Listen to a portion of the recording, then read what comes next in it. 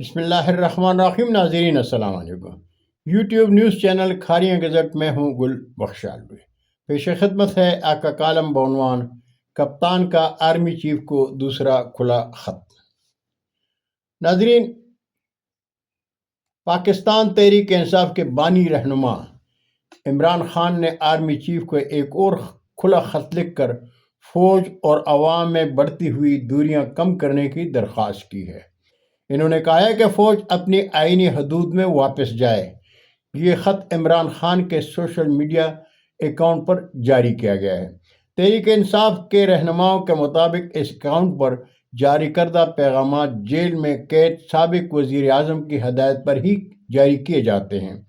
دوسرے خط میں عمران خان نے لکھا ہے کہ میں نے ملک اور قوم کی بہتری کی خاطر نیک نیتی سے آرمی چیف آپ کے نام کھلا خط لکھا تاکہ فوج اور عوام کے درمیان دن بدن بڑھتی ہوئی خلیج کو کم کیا جا سکے.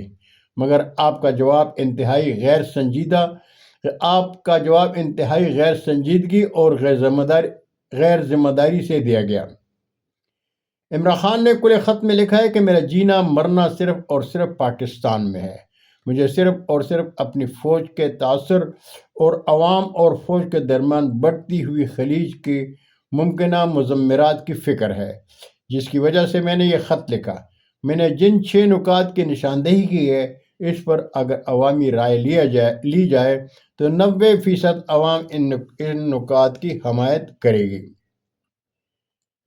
عمران خان نے جن 6 نکات کی نشاندہی کی ہے، ان میں مبینہ طور پر الیکشن میں دھاندلی اور نتائج میں تبدیلی، 26ویں آئینی ترمیم، من پسند ججز کی بھرتیاں، پیکا کا اطلاق، سیاسی عدم استحکام سے ملک کی معیشت کی تباہی اور ریاستی اداروں کا اپنے فرائض چھوڑ کر سیاسی انجینئرنگ اور سیاسی انتقام میں شامل کرنا شامل ہے.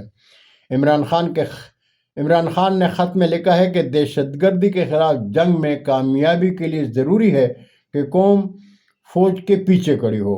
انہوں نے آرمی چیف کو مخاطب کرتے ہوئے لکھا ہے کہ فوج کو اپنی آئینی حدود میں واپس جانا ہوگا، سیاست سے خود کو علیحدہ کرنا اور اپنی متعین کردہ ذمہ داریاں پوری کرنا ہوں گی، ورنہ یہی بڑھتی خلیج قومی سلامتی کی اصطلاح میں فالٹ لائنز بن جائے گی. بہت شکریہ ناظرین.